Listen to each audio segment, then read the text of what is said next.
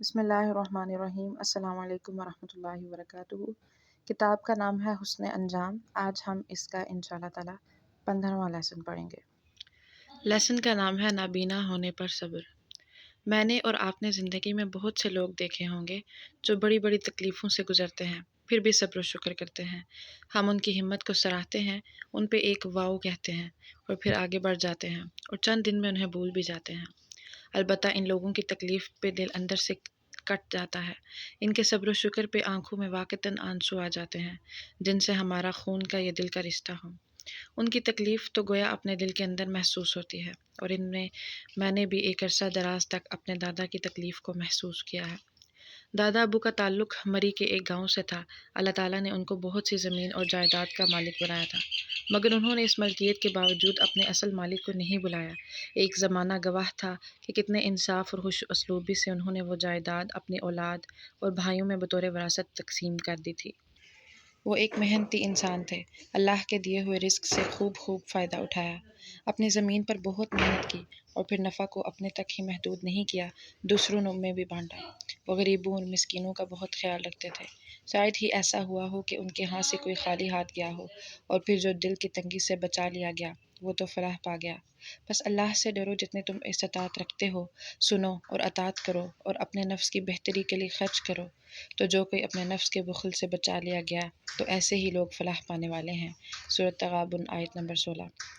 دادا بہت صبر کرنے والے انسان تھے۔ انہوں نے اپنی زندگی کا سب سے بڑا سانحہ اس وقت دیکھا کہ جب اللہ تعالیٰ نے ان کی دونوں آنکھوں کی بینائی لے لی۔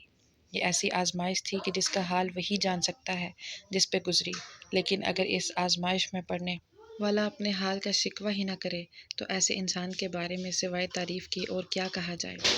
دادا ابو نے دیکھے بغیر 12-13 سال کا عرصہ گزارا، کبھی اللہ تعالیٰ سے شکوہ یا بے صبری کا اظہار نہیں کیا۔ میں نے ان کے منہ سے شکر الحمدللہ ہی کے الفاظ سنے۔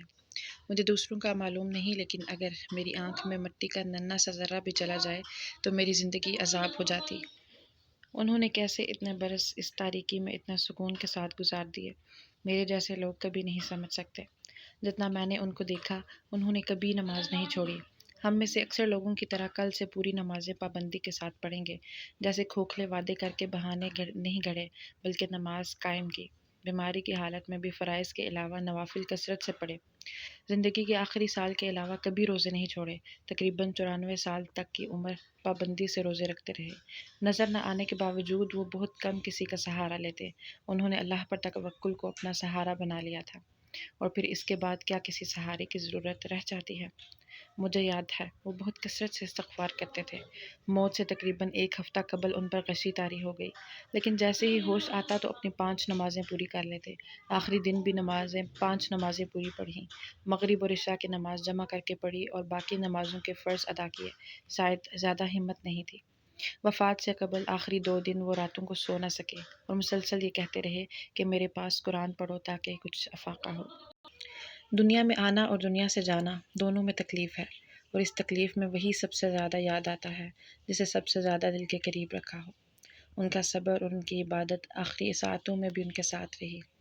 موت کے وقت غشی کی حالت میں وہ مسلسل ہونٹ ہلاتے رہے، لیکن ہم ان کے پاس بیٹھے بے بس لوگ جو ان کو جاتے دیکھ رہے تھے اور کچھ کر بھی نہ پا رہے تھے، قطعاً نہیں سمجھ پائے کہ وہ کیا کہہ رہے ہیں۔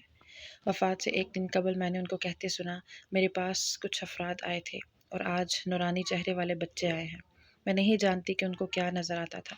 کچھ چیزیں انسانی عقل اور خرد سے اوپر کی ہوتی ہیں، وجہ کا سمجھ آ جانا ہی کافی ہوتا ہے۔ میری اللہ سے دعا ہے کہ ان کی منزلوں کو آسان کرے، انہیں جنت کی نہروں میں سے پانی پلائے اور ان سے راضی ہو جائے، آمین۔ یہ وہ انسان تھے کہ جن کے صبر اور شکر نے ان کو ہمارے لیے قابل رشک بنا دیا۔ اللہ کی بندگی کرنے والے اور اللہ کے بندوں کی خدمت کرنے والے صابر اور شاکر انسان کی زندگی بھی دوسروں کے لیے قابل رشک بن جاتی ہے، اور اللہ تعالیٰ اپنی رحمت سے اسے دنیا کے گھر سے باعزت اور سرفرازی سے نکال کر آخرت کے گھر میں داخل کر دیتے ہیں۔